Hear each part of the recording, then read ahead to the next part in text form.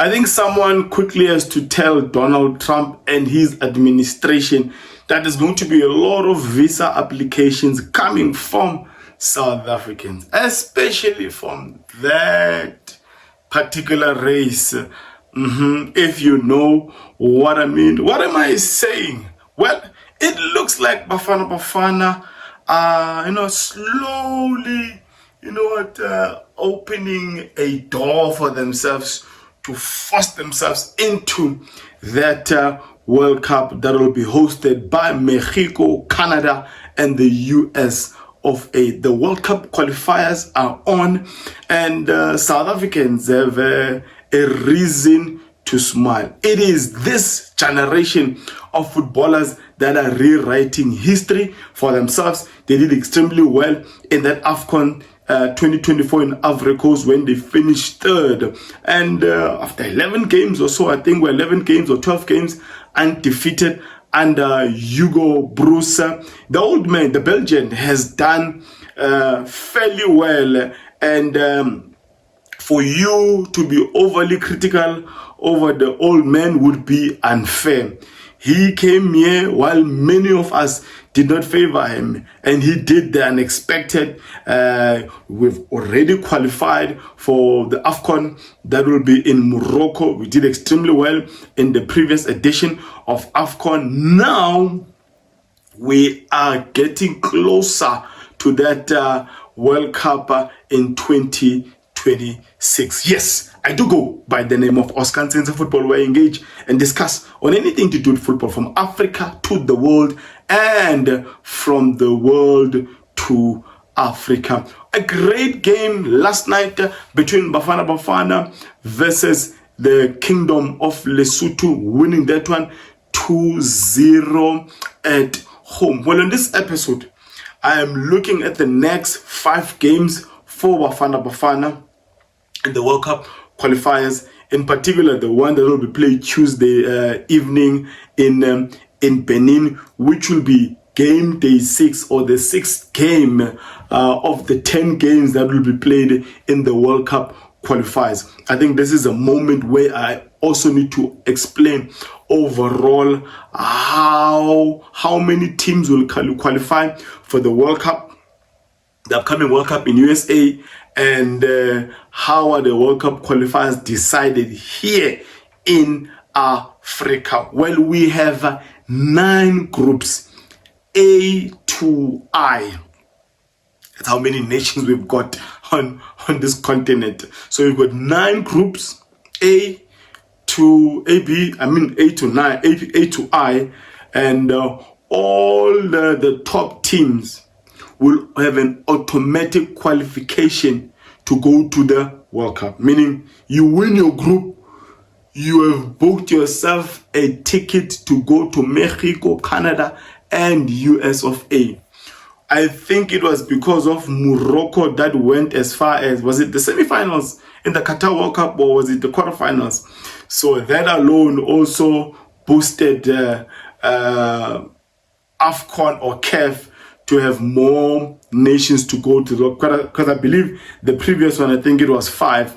As much as we all know, the number of nations going to the World Cup have all been increased. But from Africa in particular, we will have 10 nations. So the World Cup qualifiers per group, there is 6 teams, and the group winner of all the group winners will have an automatic qualification to go to the World Cup. Now, all the runner-ups, the number 2s of each and every group, they will, the top 4 of those runner-ups will compete for that last spot.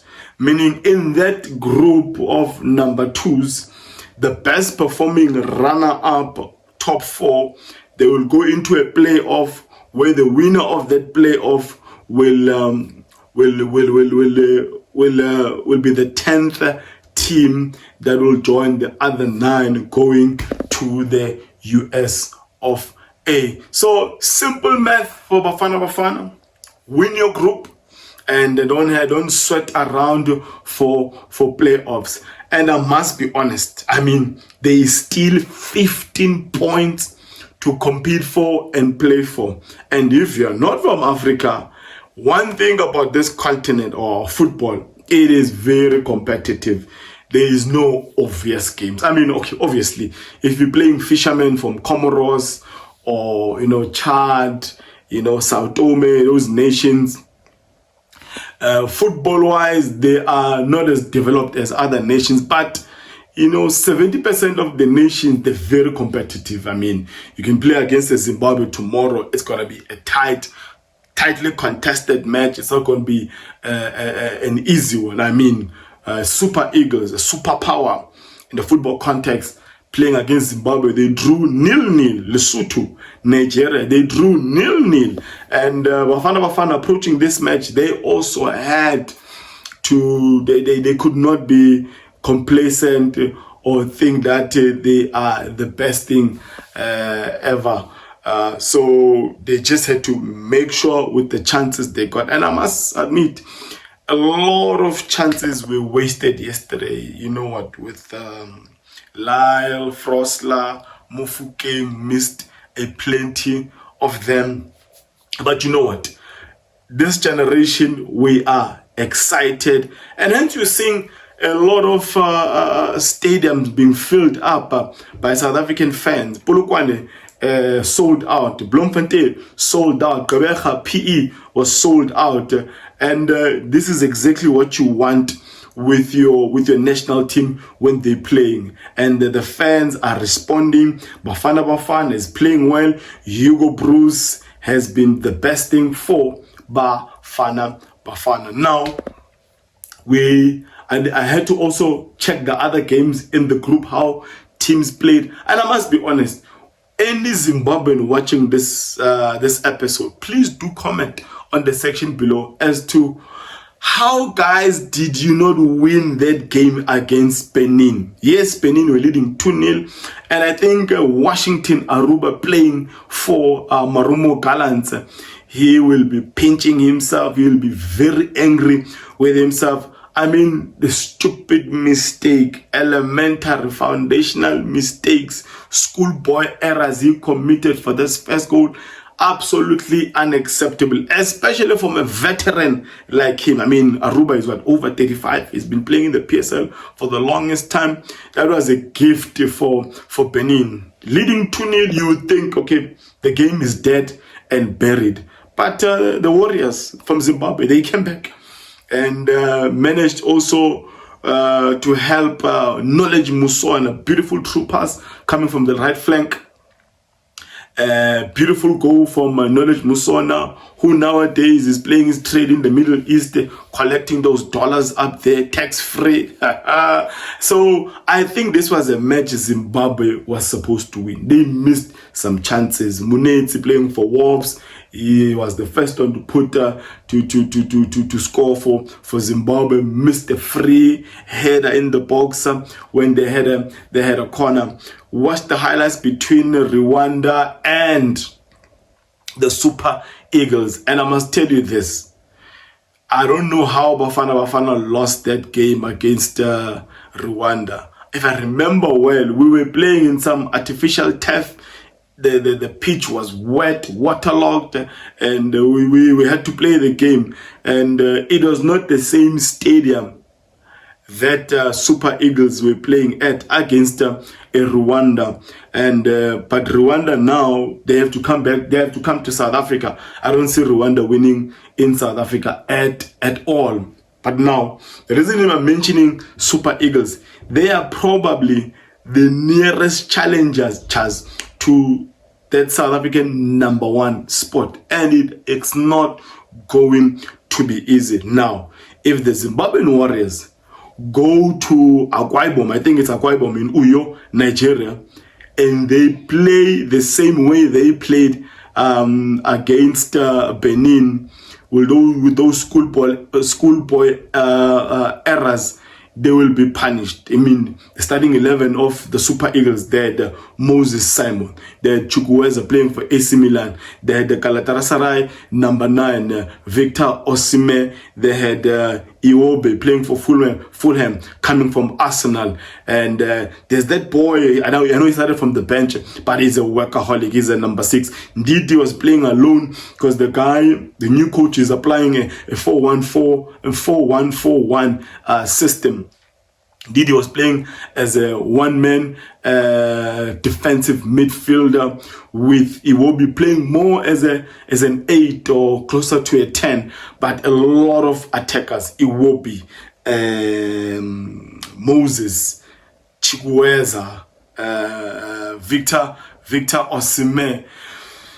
How Zimbabwe will come out alive in Akwa Ibom, only God knows. But as I said, you cannot go to any qualifier in Africa thinking that you'll overrun any team. Zimbabwe have got some good boys. I know some of them are playing in 4th tier, 3rd tier in England. Majority of them were born in England.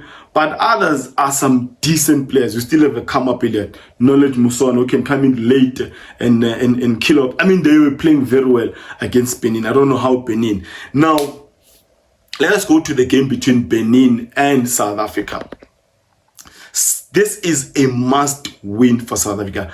I honestly believe that out of the 15 points that are left to play for, if South Africa manages to get 13 points, I'm just leaving one game for a draw, which could possibly be the Nigeria one. But Nigeria, they need to come to South Africa because we drew the first one in Akwa Ibom. So it's 13 points out of 15 points. That means that South Africa, they've booked their tickets to the US of A, Mexico, and Canada.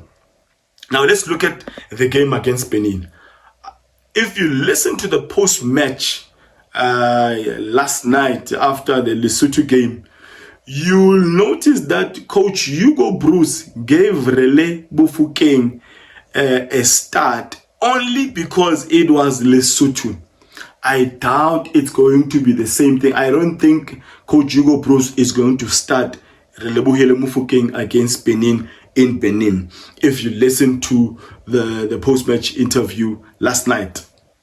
And at this point in time, I will not be overly critical over the old man. He has built up this squad. He has made us love Bafana Bafana. He has made us want to buy Bafana Bafana Ragala, be patriotic again like it was in the yesteryears. So even if Relebohile Mofokeng starts on the bench, I will back him up. Hence, even my starting 11 will not have a Relebohile Mofokeng as a starter. Maybe that is the reason why Ozwina Police was rested for this match. I mean, if you look at past matches, AFCON qualifiers, even the World Cup qualifiers, you will note that in our attackers, Ozwina Police is by far the best in terms of assists and goals. And we will need a lot of those going to Benin on Tuesday. Now, let's go to my starting 11 that I think Hugo Bruce will probably start with. I honestly think that I'm tempted to start a Grand Kekana for Ngezane, but I would rather leave the back four as is, or the back 5 as is. Williams, number 1, Mudau, right back. Pasadino did fairly well in place of Emudiba, who's not in the squad, and then the central pairing of SCBC and Ngezane. I'm really tempted to start a Grand Kekana because of his experience playing in Africa and all. And I won't be surprised if a Grand Kekana starts. But in the past games, AFCON qualifiers and World Cup qualifiers, you'd note that Hugo Bruce has not been favoring a Grand Kekana, rather starting a Rushin Dotley with Ngezane, Rushin Dotley with SCBC. So that's why I'll start with the back 5, exact back 5 that started the game against a Lesotho. Now, we know Hugo Bruce favors a 4-2-3-1 system. I don't think there's going to be any changes with that. So it's going to be physicality this time around with players that are familiar with each other. So we will go with Obas sitting and a Mokoena, and a double pivot, but with more Mokoena assisting the guys bombing up and down. A double pivot of an Obas and a Tebogo Mokoena. The three behind our number 9, which will be Lyle Frosler, no changes there. So it's going to be left flank or left winger. I will start an Oswin Apollos. You have assist with this guy, you have goals with this guy, and he's got a better strike rate than a Relebohile Mofokeng. If you look at the number of chances that Relebohile Mofokeng failed to put away last night, if those chances had fallen for an Oswin Apollos, he would have put them away. But these are two brilliant, excellent players. I mean, I'm not saying one is better than the other, because Relebohile Mofokeng is more of a chance creator than a finisher, where you'll get a lot of good finishes from an Oswin Apollos. Obviously, age is on his side, Relebohile Mofokeng, and he's growing with every match that he's been given a chance on. Right winger, stamina will be needed, experience in Africa will be needed. Thapelo Moerane. Again, I am not saying that Mokwana is did bad. I mean, he did extremely well. He's the one that laid off that pass for Relebohile Mofokeng for the first goal. But I'll start at Thapelo Moerane. He should be able to give us a good 60 minutes, and then Elias could finish off the game better. But starting Thapelo Moerane, Oswin Apollos, and someone who will play more as an 8 or a 10 could be an Adams. We're playing away from home. Positive results are needed. Lyle Frosler, as I said, will be our number 9. What do you think about this lineup, and what do you think about the overall,